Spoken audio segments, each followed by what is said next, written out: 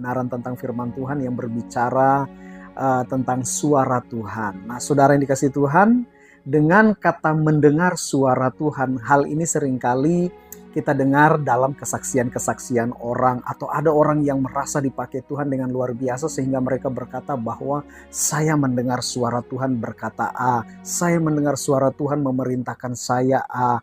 Lalu dengan berbagai macam kesaksian selalu berkata bahwa Tuhan berkata kepada saya, Tuhan berkata kepada saya. Nah, saudara yang dikasihi Tuhan, saya mau berkata kepada kita semua hari ini bahwa berhati-hatilah ya, bahwa tidak semua suara yang mengatasnamakan Tuhan itu benar-benar dari Tuhan. Nah, firman Tuhan dengan jelas berkata dalam Yeremia pasal 23 ayat yang ke-16. Mari sama-sama kita buka. Saya akan bacakan untuk saudara-saudara, perhatikan di handphone saudara saja. Yeremia pasal 23 ayat yang ke-16. Beginilah firman Tuhan semesta alam. Janganlah dengarkan perkataan para nabi yang bernubuat kepada kamu.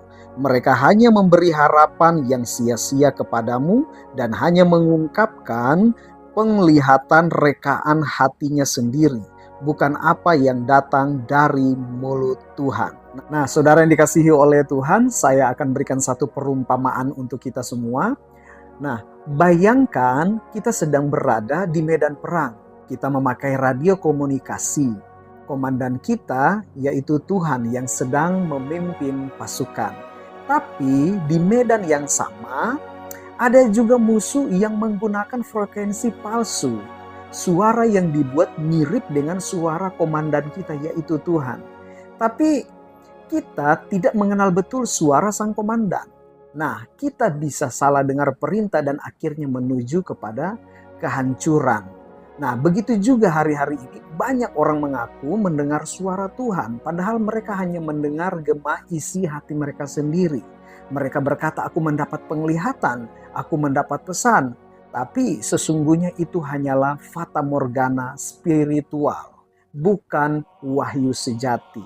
Jadi saudara-saudara yang dikasihi oleh Tuhan, jangan gampang percaya dengan orang-orang yang berkata mendengar suara Tuhan. Nah, firman Tuhan dalam 1 Yohanes pasal 4 ayat yang pertama memperingatkan bahwa ujilah roh-roh itu, apakah mereka berasal dari Tuhan. Nah, di sini kita perlu menguji setiap orang-orang yang berkata bahwa mereka mendengar suara Tuhan, mendapat penglihatan, mendapat perintah dari Tuhan. Nah, ujilah semua itu apakah benar ya.